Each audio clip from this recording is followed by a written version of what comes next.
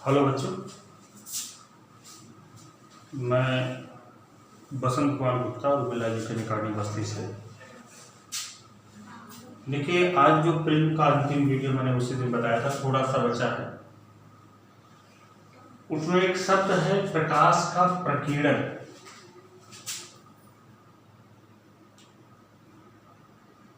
प्रकाश का प्रकीर्णन,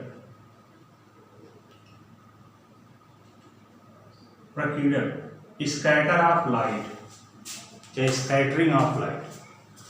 तो प्रकाश का प्रकीर्णन का मतलब क्या होता है? जब प्रकाश किरणें किसी वातावरण में प्रवेश करती है, सूर्य का प्रकाश जो होता है जब किसी वातावरण में जब इंटर करता है, प्रवेश करता है,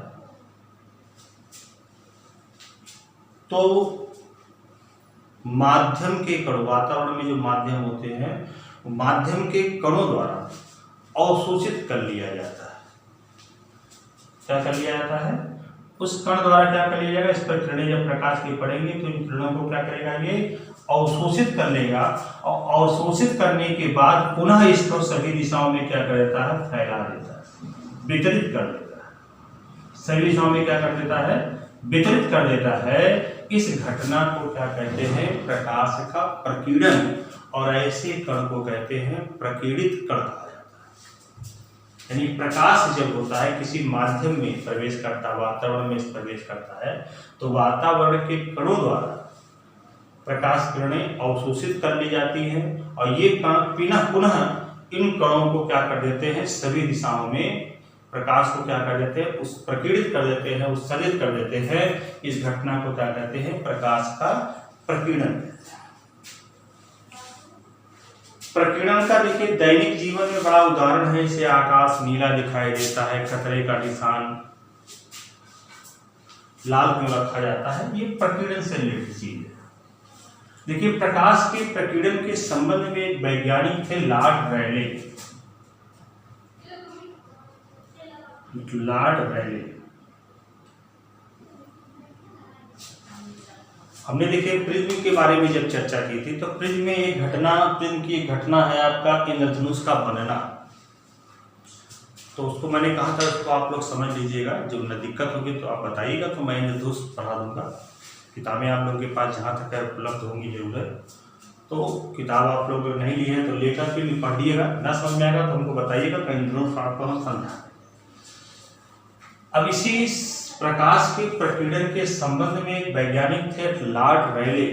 इन्होंने प्रकाश के प्रकीर्णन के संबंध में कुछ नियम दिए हैं, और नियम बड़ा महत्वपूर्ण है। लॉर्ड रैले का नियम आता है प्रकाश के प्रकीर्णन के संबंध में, लॉर्ड रैले का नियम है। तो लॉर्ड रैले का नियम क्या होता है कि यदि प्रकीर्णित कण का आकार, जो कण छोटा, जो प्रकीर्णित कण का आकार आपतित प्रकाश की तरंगदैर्घ्य की कोटि का हो, कण का जो साइज हो, आकार हो, वो किसके बराबर हो? आपतित प्रकाश के तरंगदैर्घ्य की कोटि का हो, यानी बहुत छोटा। तो प्रकीर्णित प्रकाश की जो तीव्रता होती है वह आई, वो उसकी तरंगदैर्घ्य के चतुर्थ घात के व्युत्क्रमानुपाती होती है।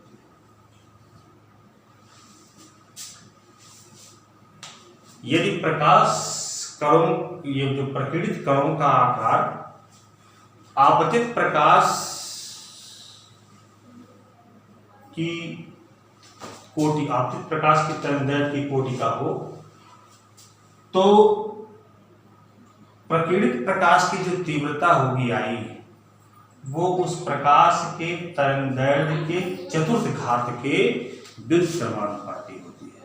इस फार्मूले को अगर ध्यान देंगे तो लैम्डा का मान जिस रंग के लिए अधिक होगा, आई का मान उस रंग के लिए, यानी प्रकीर्णित प्रकाश की तीव्रता उतनी ही कम होगी, और लैम्डा का मान जिसके लिए कम होगा, आई का मान उतना ही अधिक होगा। तो देखिए, लाल प्रकाश की बात करेंगे, तो लाल प्रकाश की जब बात करेंगे तो लाल प्रकाश के लिए, यानी अगर हम प्रकाश की बात करें, प्रकाश का रंग, प्रकाश की बात करें, तो लाल प्रकाश के लिए लाल प्रकाश की जब बात करेंगे तो उसके लिए लैम्डा की जो वैल्यू होती है वो अधिक होती है। लाल प्रकाश की तरंगदैर्घ्य क्या होती है? अधिक होती है। अपवर्तनांक कम होता है पर तरंगदैर्घ्य अधिक होती है। तो इस फार्मूले से लैम्डा अधिक है तो वाई की वैल्यू क्या हो जाएगी? कम हो जाएगी।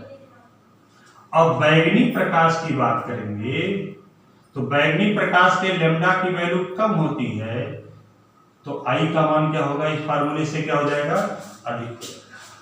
यानी लाल प्रकाश का प्रकीर्णन सबसे कम होता है और बैगनी प्रकाश का प्रकीर्णन सबसे ज्यादा होता है। पर ये नियम तब लगता है जब कणों की साइज, आकार जो हो वो प्रकाश की तरंगदैर्घ्य की कोटि का हो।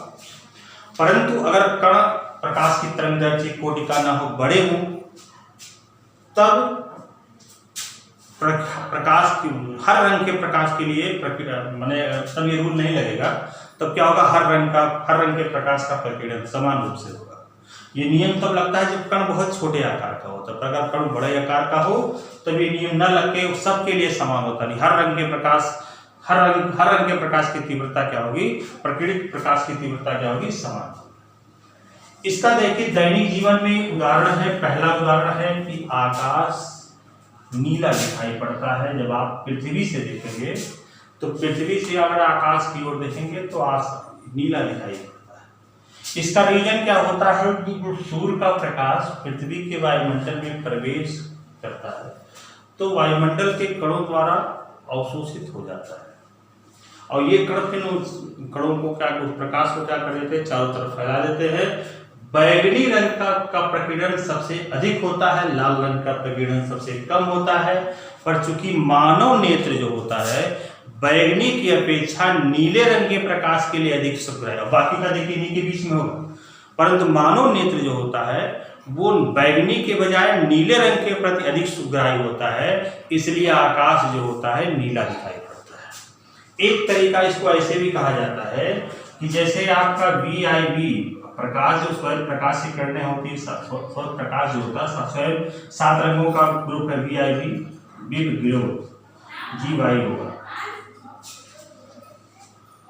तो प्रकाश यानी सूर्य का प्रकाश जब वातावरण में पहुंचेगा तो सबसे अधिक प्रकीर्णन किस प्रकाश का होगा? बैगनी रंग का। और सबसे कम प्रकीर्णन क्या होगा? लाल रंग के प्रकाश का होगा। तो बैगनी को छोड़कर बाकी जितने भी रंग होते हैं उनका संयुक्त मिश्रण जो होता है वो लगभग आसमानी नीला, स्काई ब्लू कहते हैं उसको, आसमानी नीला होता है, आसमानी नीले कलर का होता है। इसलिए आकाश हमको नीला दिखाई पड़ता है। एक रीजन ये भी कुछ किताबों में लिखा है, पर जनरली इसका सही है कि हमारी आंख जिससे बैगनी का प्रकीर्णन सबसे ज्यादा होगा, यानी बैगनी प्रकाश ज्यादा फैलेगा, लाल प्रकाश कम फैलेगा। ठीक है, पर चूंकि हमारी आंख जो होती है बैगनी प्रकाश की अपेक्षा नीले प्रकाश के लिए अधिक सुग्राह्य होती है, इसलिए हमको आकाश कैसे दिखाई पड़ता है? नीला दिखाई पड़ता है। चंद्रमा से अगर हम आकाश को देखें तो नहीं होगा, वहां काला दिखाई पड़ेगा। आसमान को देखेंगे ऊपर तो काला दिखाई पड़ेगा। चंद्रमा पर वायुमंडल की अनुपस्थिति है, इसलिए वहां पर प्रकीर्णन की घटना होती नहीं है। दूसरा एग्जाम है कि खतरे का जो निशान होता है वो लाल रंग का दिखाई पड़ता है, या सूर्य उगते समय या डूबते समय।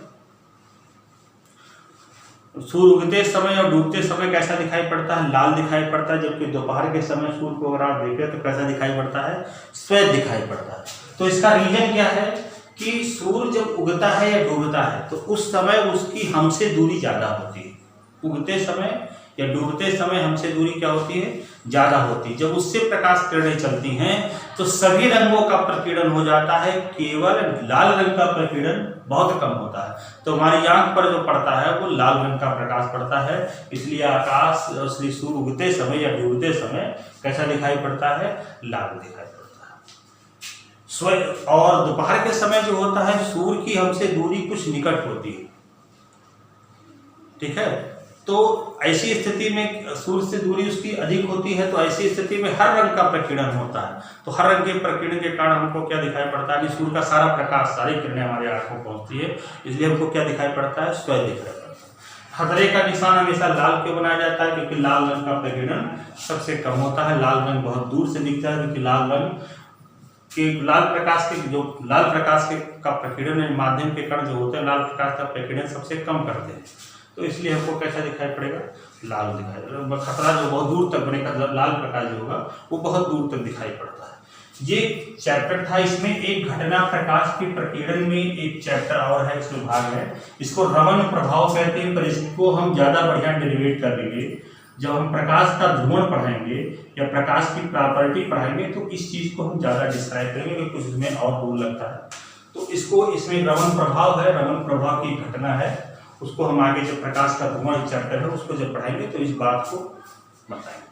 हमें न्यूमेरिकल हम बना के भेज दिए थे, कई लोगों ने इसको सॉल्व किया, आपको दिखाया भी होगा। ये चैप्टर पूरी तरह समाप्त हो गया है। मंगलवार से एक नया चैप्टर प्रकाशिक यंत्र आपको पढ़ाएंगे, बहुत अभी इंपॉर्टेंट है। 3-4 प्रकार के यंत्र हैं और जितने प्रकार के पर डे यंत्र पढ़ाएंगे उतने प्रकार के उससे रिलेटेड क्वेश्चन भी आपको दे देंगे, वो भी 4-5 दिन चलेगा। तो ये चैप्टर पूरी तरह खत्म हो गया है, आगे चर्चा हम कल करेंगे। धन्यवाद।